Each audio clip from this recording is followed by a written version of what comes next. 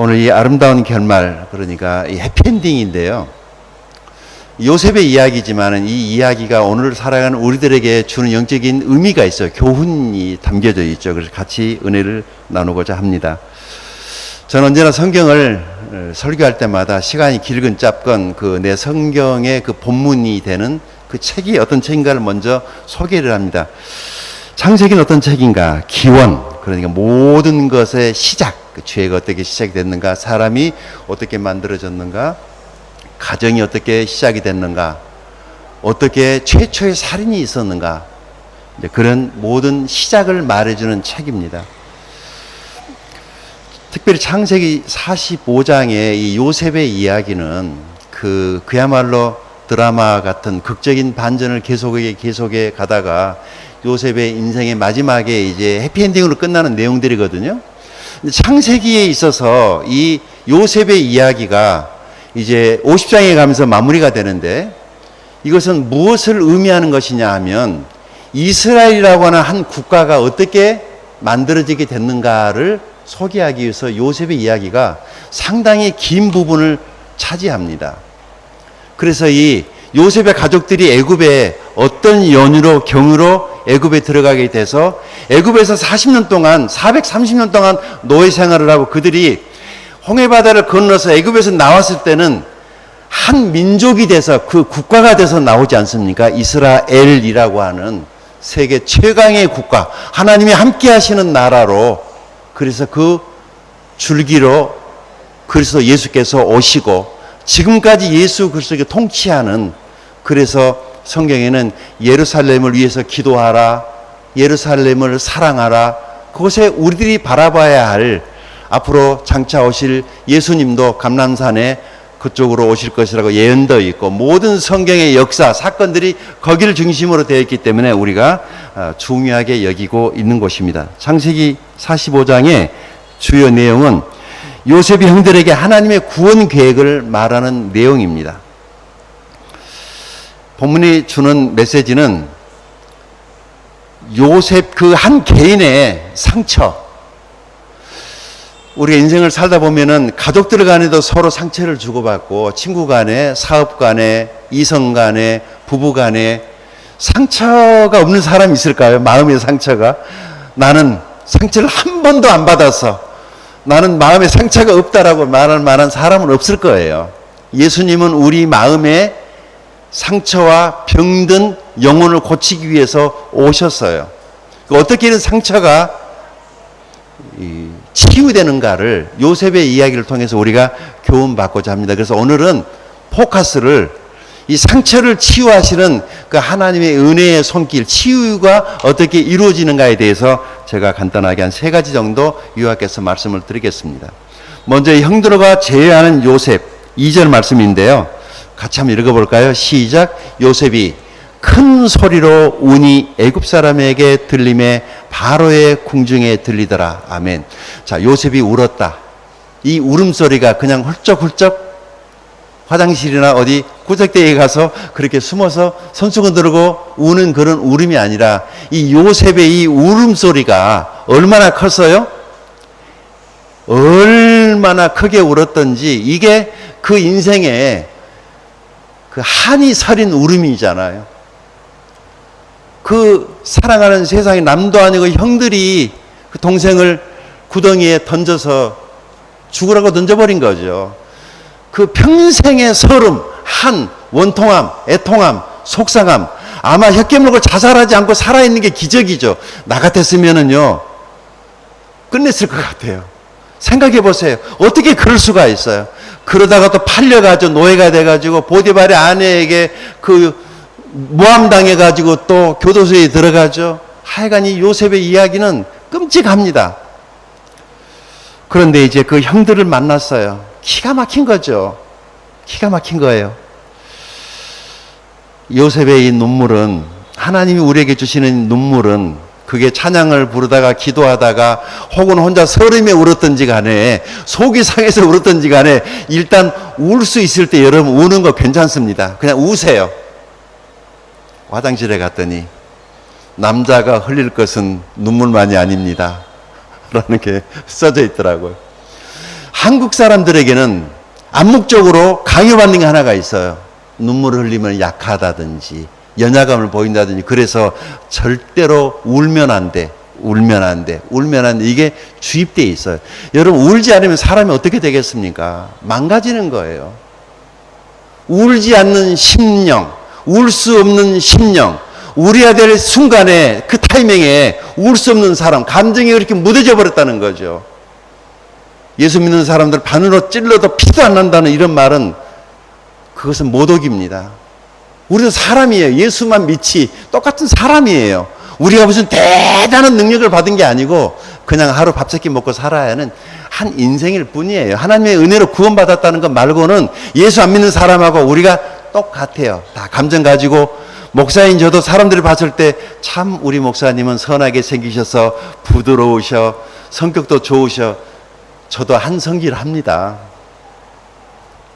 성도 고시잖아요. 한 고집하고. 그런데 또 돌아서면 많이 울어요. 그 바보 같은 행동, 바보 같은 생각 때문에 왜 그랬을까? 아침에 큐티하다가 울고, 설교 준비하다가 울고, 또 그냥 가족들 생각나면 울고, 서러워서 울고, 좋아서 울고, 그냥 눈물이, 예수 믿고 나니까 왜 이렇게 눈물이 많은지 모르겠어요.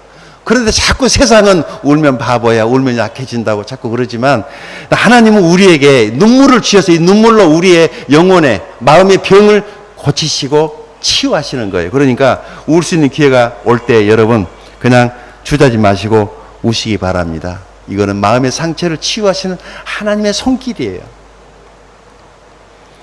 어떤 목표가 정해지고 그 목표를 향해서 돌진해 갈 때는 진짜 정신없이 가지만은 길이 꽉 막혀가지고 도저히 내 힘으로 넘을 수 없는 산을 만나게 되면은 그때 갑자기 눈에서 눈물이 주르르 흐릴 때가 언제냐면 포기해야만 할 때, 내가 사랑하는 사람을, 내가 좋아하는 일을, 직장을, 내가 꿈꾸던 그 모든 꿈을 포기해야만 할 때 갑자기 막 와르르 무너지는 게 눈에 눈물로 이게 툭 터지거든요. 그런데 이 내 눈에 눈물이 탁 흐르는 그 순간은 내가 하나님의 마음을 만났다라고 하는 하나님의 사인이에요. 그러니까 눈물이 많이 흘릴 수 있고 눈물을 많이 울 수 있다는 것은 그만큼 하나님의 은혜의 손길이 많이 그 인생에 닿았다는 거죠. 요셉은 평생 눈물로 살았는데 그날은 자기 형들을 만났을 때 그동안에 쌓이고 쌓였던 그 모든 서름의 눈물이 다 흘러 넘쳤던 거죠. 궁중 안에 모든 사람이 다 들었지만 요셉은 부끄럽지 않았어요. 내가 그렇게 아기 다리고 고기 다리고 우리 형을 내가 만났다, 가족을 만났다. 얼마나 기쁘었을까요? 얼마나 서러웠을까요? 바로 그런 눈물이었습니다.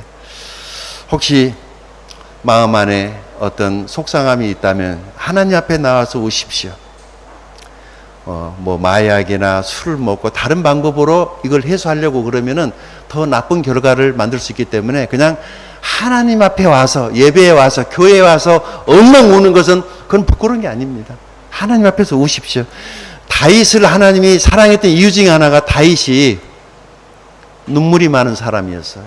범죄하고 그런 하나님의 시련 앞에서 다윗이 내 눈물이 침상을 적셨다라고 그 눈물로 쓴 편지들 시편을 읽어보면은 다윗의 삶 그 자체는 그냥 눈물이었던 것 같아요.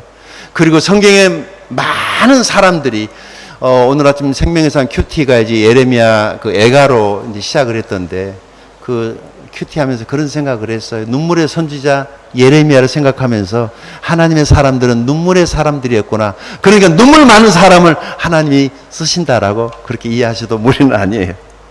두 번째, 자기 자신을 이제 형들에게 공식적으로 공개합니다. 읽어볼까요? 시작.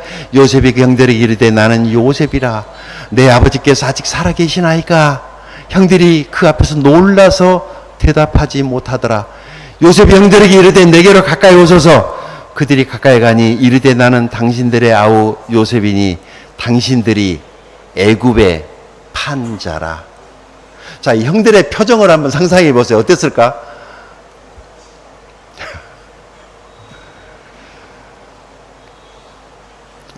그야말로 깜놀이죠. 이게 좋으면서도 얼마나 황당한 무기한 일이에요. 세상에 이럴 수가 있어요. 자기들은 거지돼가지고 양식 구하러 지금 쌀 몇 돌을 구하러 자르더라고 지금 왔는데 세상에 그 양식을 나눠주는 총리, 애굽의 그 총리가 자기 동생이라는 이게 안 믿어졌을 거예요. 안 믿어졌을 거예요. 형들에게 형, 나 요셉이야. 얼마나 많은 시간. 그러니까 핏줄들은 그 아버지 부모로부터 DNA를 같이 합작으로 받기 때문에 형제들은 다 닮죠. 자식은 부모의 형상들이 얼굴에 다 있어요. 왜 그렇게 찐빵들인지 자식들을 보면은 아들을 보면은 어머니가 그런데 요즘은 하도 많이 고쳐가지고 편의점에 어떤 아주머니가 아이를 데리고 이렇게 물건을 사러 가는데 그 아르바이트하는 학생이 계속해서 쳐다봤다는 거죠. 엄마가 너무 많이 고치니까 분명히 딸을 데리고 온 건 맞는데 딸 모습하고 엄마 모습이 너무 많이 달라가지고 그랬던 것 같아요. 조금씩 고치는 거 괜찮다고 생각하는데 너무 많이 고치면 문제 생겨요. 천국에 갈 때 원판 대조를 해야 되는데 시간이 오래 걸릴 거예요. 입고 가려면. 웬만하면 하나님 주신 모습 그대로 사세요. 아마 하나님이 최선의 모습으로 우리를 만들어 보냈다고 저는 믿습니다.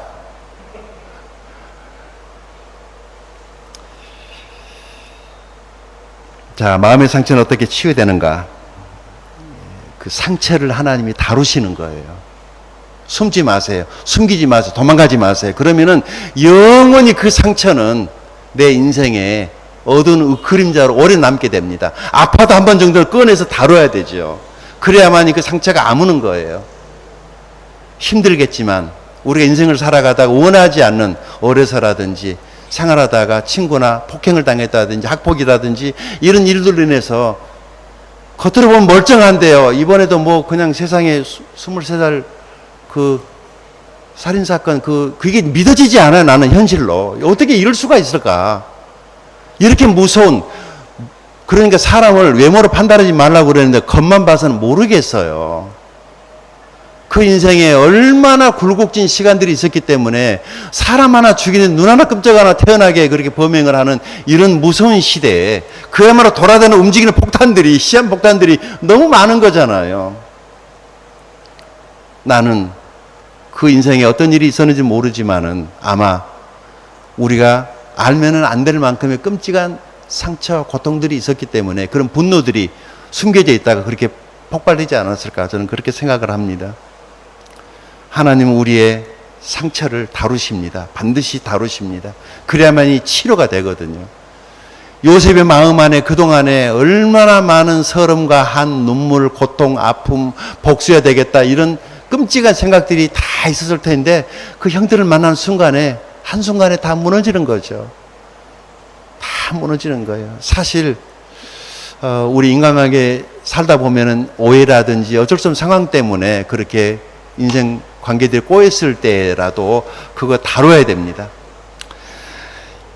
당신들이 애굽의 판자라 이 말을 들었을 때 아마 오금이 저렸을 거예요. 이제 우리 인생은 끝났다. 이거 뭐 쌀 얻어가는 게 문제가 아니라 이제 우리는 끝났겠구나. 네 죄는 네가 알렸다.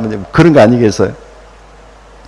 사실 요셉의 형들을 또 이 문제에 대해서 한 번 정도는 다뤄야만이 평안하게 살 수 있지. 밥 새끼는 편하게 먹고 살 수 있지만 동생에게 저들은 자기들의 죄 때문에 얼마나 마음과 양심이 고통이 컸겠습니까?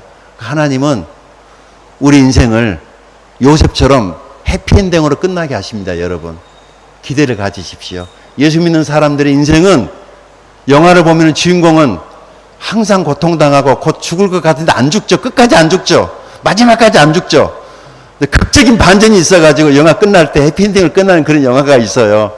아마 내 인생도 지금은 내가 그 영화의 주인공이기 때문에 한 영화에 복판에 있기 때문에 앞이 보이질 않은 그런 삶일지 모르지만은 하나님은 반드시 해피엔딩으로 끝나게 할 겁니다. 희망을 가지세요. 하나님께 기도하시고 나오시면 하나님이 우리를 고쳐주실 것입니다. 자, 세 번째. 하나님의 계획을 요셉이 말합니다. 우리 같이 읽어볼까요? 시작. 당신들이 나를 이곳에 팔았다고 해서 근심하지 마소서, 한탄하지 마소서. 하나님이 생명을 구원하시라고 나를 당신들보다 먼저 보내셨나이다. 하나님이 하셨다는 거예요. 그러니까 다르게 생각하지 마십시오. 여러분, 우리 삶에 일어난 일들을 어떻게 해석하느냐가 중요해요. 이상한 점쟁이 무당 찾아다니지 마시고 하나님 말씀 안에서 깊이 오랫동안 묵상을 하시면 내 인생에 일어난 일들이 다 하나씩 하나씩 하나님께서 알게 해 주실 거예요. 하나님은 말씀으로 우리들에게 이미 다 계시를 하셨기 때문에 그 이상한 사람들에게 가서 물어보면은 뭐 점쟁이 지죽을 모른다는 그런 속담이 있잖아요. 그건 찾아가지 마세요. 하나님께 물어보세요. 하나님께 기도하시고 성경 말씀 읽어가면은 반드시 하나님께서 내 삶에 일어난 일들이 왜 일어나는 것인지 하나님이 자세하게 설명해 주실 것입니다. 누가 팔았다고요? 형제들이 팔았지만 하나님께서 그렇게 하신 것이라고 말을 합니다. 6절입니다. 시작. 이 땅에 2년 동안 흉년이 들어서는 아직 5년은 밭갈이도 못하고 추수도 못할지라 하나님이 큰 구원으로 당신들의 생명을 보존하고 당신들의 후손을 세상에 두시려고 나를 당신들보다 먼저 보내셨나니. 누가? 하나님이 그렇게 하셨다는 거예요. 그때 당시에는 못 모르고 노예로 팔려갈 때 얼마나 억울했겠어요. 얼마나 분했겠어요. 아마 이를 갈았으면 이가 다 달아졌을 거예요. 갑자기 자기가 다가온 시련 때문에 고통이 컸지만 지금 생각해 보니까 이게 하나님의 커다란 계획 가운데 있었던 일이었구나. 자기가 총리가 될 걸 하나님이 예고편도 보여주지 않았잖아요. 8절입니다. 시작. 그런즉 나를 이리로 보낸 이는 당신들이 아니요 하나님이시라. 하나님이 나를 바로에게 아버지로 삼으시고 그 온 집의 주로 삼으시며 애굽의 온 땅의 통치자로 삼으셨나이다. 아멘. 혹시 내가 왜 베트남에 와서 살고 있지? 내가 왜 왔지? 자기가 살고 있는 자기 삶에 대한 부적당감을 가지고 계시는 분들에게 이 말씀이 은혜가 되기를 바랍니다. 하나님이 거기 있게 하셨어요. 하나님이 그런 인간 만나게 하셨어요. 하나님이 그런 회사 주셨고요. 하나님이 그런 부모님, 그런 도시에서 태어나 살게 하셨으니까 이걸 인정해야 돼요. 하나님이 하신 거예요. 해피엔딩으로 끝날 때 그때 알 거예요. 그때 이래서 그때 그런 일이 있었구나 라고 하는 것을 알게 될 것입니다. 그런즉 나를 이리로 보낸 이는 당신들이 아니요 하나님이시라. 창세기 1장을 시간할 때 한번 읽어보세요. 하나님께서 이 세상을 만드실 때 계속 창세기 1장 끝날 때까지 1장을 보게 되면은 하나님이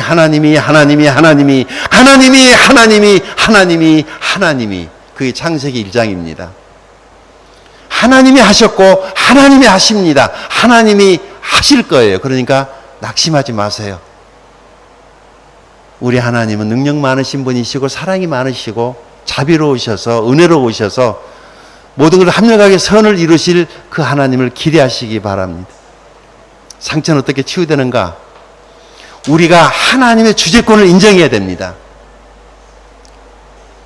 내가 설령 실수를 했을지라도 하나님은 우리의 악을 선으로 바꿔주시기 때문에 그래서 범사에 그를 인정하라고 잠언서의 기자가 우리에게 그렇게 말을 합니다.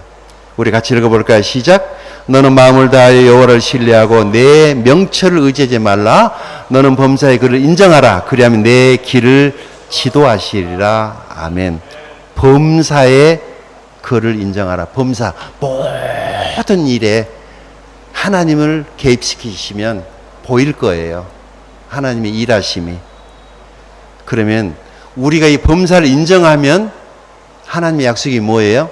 내 길을 지도하시라. 우리가 가야 할 길이 보이는 거예요. 그러니까 자꾸 퀘션 마크, 이게 퀘션 마크 뱀꼴랑지잖아요. 자꾸 왜라고 의심을 하면 그건 자유지만 앞이 보이지 않아요. 인정해야 돼요. 아마 하나님의 계획이 있을 거야. 하나님 선한 뜻이 있을 거야. 라고 인정하면 내 길을 지도하시리라고 성경은 약속합니다. 오늘 메시지를 요약합니다. 상처는 어떻게 치유되는 것인가? 첫 번째, 눈물. 이것은 하나님의 치유라고 말씀드렸습니다. 두 번째, 상처를 다루라. 숨기거나 도망치지 말고 다뤄야 됩니다. 세 번째, 범사를 인정하라. 로드십. 하나님의 주재권을 인정해야 됩니다.